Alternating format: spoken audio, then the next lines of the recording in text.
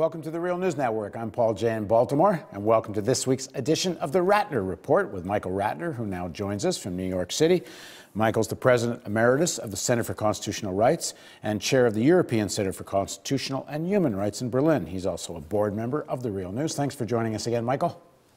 The best part of the title is board member of Real News, Paul. Thank you. That's the only one that matters. The rest of it is, you know. Anyway. Actually, given the work you've done there. Okay, enough back-patting. What are you working on this week? What do you got for us? Well, I've had a really busy week. I'm working a lot on WikiLeaks, Julian Assange, looking at Bradley Manning and Jeremy Hammond, who is the alleged hacker of the Stratfor emails. This week is the 1000th day that Bradley Manning, the private who allegedly uploaded the Iraq war logs, Afghan war logs, collateral murder video, State Department cables, uploaded them to WikiLeaks. He has now been in pretrial detention, as we're speaking, 1,003 days. It's a big anniversary. That means he has been in detention almost 3 years without a trial. He's not been convicted of anything. And of course, you might say, what's going on here? It's outrageous. The speedy trial rule is 120 days in the military, and somehow he's been there almost 10 times that. Well, next week at Fort Meade, there's going to be a hearing on whether or not these charges should be dismissed because of the violation or alleged violation of the speedy trial rule. We'll see what the judge does. The hearing will be on that. Will also be on this proffer of some kind of plea to a lower charge than he's been charged with. We'll see what happens. It'll be going on in Fort Meade next week. The interesting thing, of course, Bradley Manning has now been in custody, as I said, for over 1,000 days.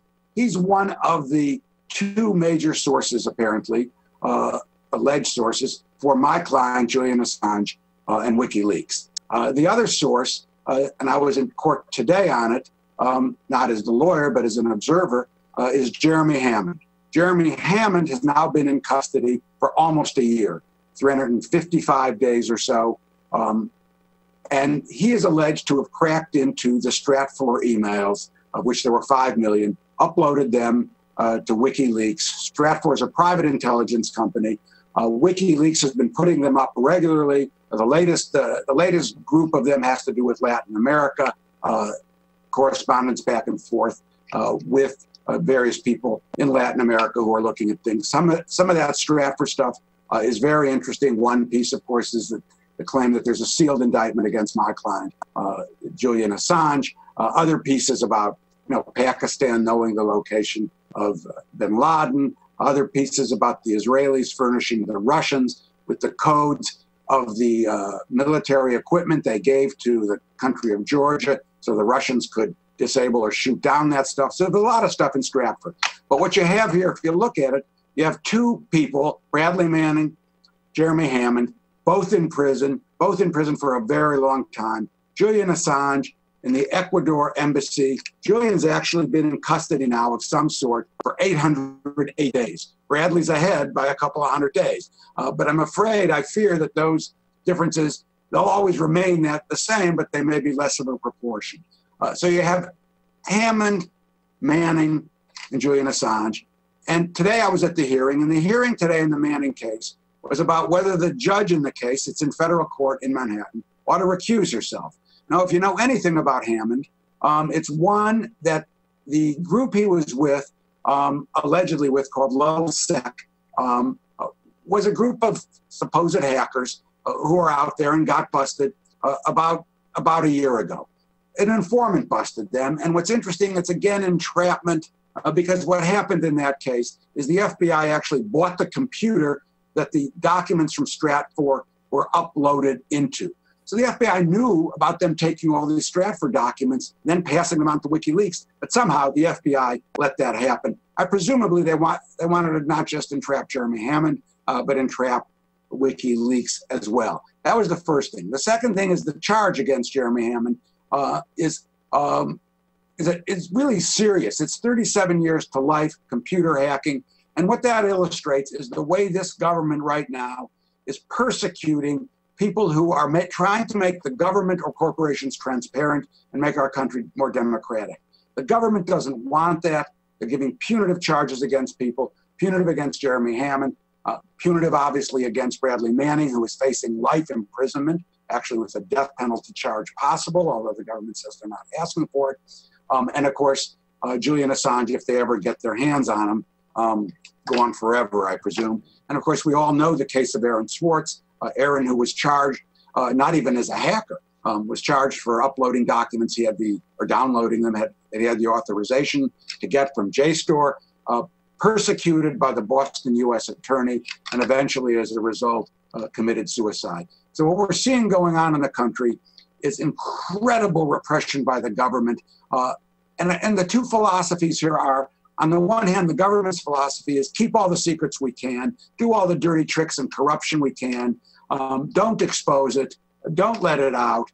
Likewise with corporations like Stratfor, they want complete opaqueness. On the other hand, the group of people who we represent and are out there doing a lot of work, Anonymous and others, they want transparency. They want openness. They believe that democracy needs transparency. Right, and there's apparently, on the other, I was just saying that there's apparently a lot of protests that are going to play, or solidarity rallies or something about the Manning case around the world. There's already been a number of them. There were 40 of them on the actual 1,000th day, and there's probably hundreds of them right now. Bradley Manning has a lot of support. All of these people have a fair amount of support because there's a lot of people out there who understand that our governments are not about openness and transparency and democracy, but are about closing themselves up. The only people the government wants open are you and me and whatever we do on the internet. In fact, the opposite should be there. We should have privacy. Governments should be transparent. So you have Jeremy Hammond in court today making a motion to get rid of the judge. And here's why. It's crazy. The judge's husband is at a law firm called Cahill Gordon in New York. And his email was one of the emails hacked and revealed by Stratfor, or allegedly by the defendant, sitting in the courtroom of the woman whose husband's email was looked at. Not the content, but at least the name, and then the law firm's client as well, their emails were published. And you would think that that's, a recusal would be there because of bias that the judge might have, or at least a perception of bias. We went into court. Lawyers for Jeremy Hammond argued it today. Immediately afterwards, or shortly afterwards, the opinion was obviously written before. The judge issued a 27-page opinion denying the recusal and saying she's going to continue to sit on the case. It's an outrage. I mean, it's just an outrage. Here you have a judge sitting on the case where her husband's email, even though it was a public email, was revealed by a hacker because it was part of the Stratfor intelligence system. It doesn't make any sense to me why that judge is continuing to sit. So you have Hammond there. Then you have, as I said, Bradley Manning, the 1,000th day, Julian Assange in the embassy. And then yesterday, the 20th of February, you have an incredible document issued by the United States government. It's called, and I'll have to look at it because it has such a crazy name, Administration Strategy on Mitigating the Theft of U.S. Trade Secrets. Now, when they did the press conference yesterday, you thought that might have been in response to China, this alleged allegation that China is getting into U.S. computers, et cetera. In fact, of course, it is around China and other countries, but a lot of it goes after people like Jeremy Hammond, WikiLeaks, and other people who are trying to open up government secrets that should not be hidden. And they go in, and what's interesting about the document is Holder stands in front of people and has the nerve to say, we think there must be increased enforcement against these kind of groups that are working really to open up government secrets. But he's putting it in an economic guise to try and sell it and saying these groups are going to try and commit economic sabotage, which, of course, as far as I can tell, has not been the case. And one of the fascinating things about the document, it's 141 pages, you can get it online, is what it says about my client, WikiLeaks. We consider, and WikiLeaks is, a publishing company. It publishes information that it gets from sources, whether that source was Bradley Manning or that source was Jeremy Hammond or other people around the world. It publishes, like the New York Times. How does it differ from the New York Times? I don't know how it is, but according to Holder in this report is written by 1, 2, 3, 4, 5, 6, 7, 9 government agencies or so. Just to be clear, when you say how does it differ from the New York Times, you're not talking some generality. WikiLeaks published all this stuff through the New York Times and several other major newspapers. So that, I mean, they participated in it with WikiLeaks, but WikiLeaks is the only one that's being singled out. Right. There were 4 groups when the initial drop of the documents happened, or a certain number. I mean, four people. There's WikiLeaks, New York Times, The Guardian, and Der Spiegel. And that's who published it. But WikiLeaks somehow is not considered a publisher. I don't know why. Why Biden calls them high-tech terrorists, etc. What is interesting about this report from Holder, which I'm holding up here, it's 8 different groups. What they call WikiLeaks is, quote, a self-styled whistleblowing group. They don't call it a publisher. They don't even call it a whistleblowing group. They say self-styled. So what do they really think it is? Do they really think it's what Biden says, high-tech terrorist groups? Are they looking at it like they're going to prosecute it? The answer is, it seems to me, to that is a yes. They're looking at WikiLeaks as a target of some criminal investigation. In the same paragraph, they mention another group called LulzSec, L-U-L-Z-S-E-C. That means Lulz Security. That's the group that Jeremy Hammond allegedly belonged to and that allegedly hacked into Stratfor. And they put them all in the same group. They say groups like LulzSec have to be essentially prosecuted. In fact, they've already destroyed LulzSec through the informant. So what's interesting about this report, and I think it's mandatory reading, is what's going on here is this government is now decided to just shut itself up completely and go after anybody who wants to open up secrets. And you had our Attorney General standing in front of a huge crowd saying, we need increased enforcement. To me, what increased enforcement here is putting people, is basically saying, we're going to put these people against the wall and just shoot them. Because what else can they do? They've already pushed them into life sentences. They've pushed them into, incredibly heavy charges. They already caused one man, Aaron Swartz, to commit suicide.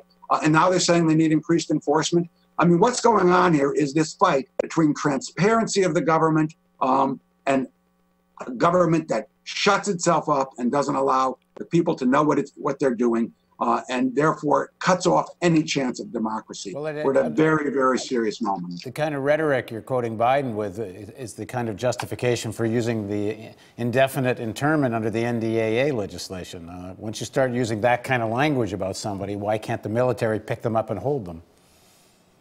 It's absolutely right, Paul. It goes to both.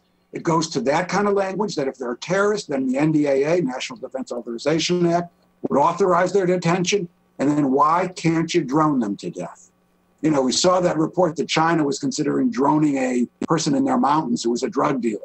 Well, there's been no ruling, no legal ruling that drones can't be used, not only in any country in the world and against American citizens, but in this country as well. And of course, we have used, as people know, we have occasionally, whether it's a Move in Philadelphia, not Move On, Move, the organization that they dropped the bomb on top of the house, or they do these kind of things, and you have to worry when Biden is using language like that.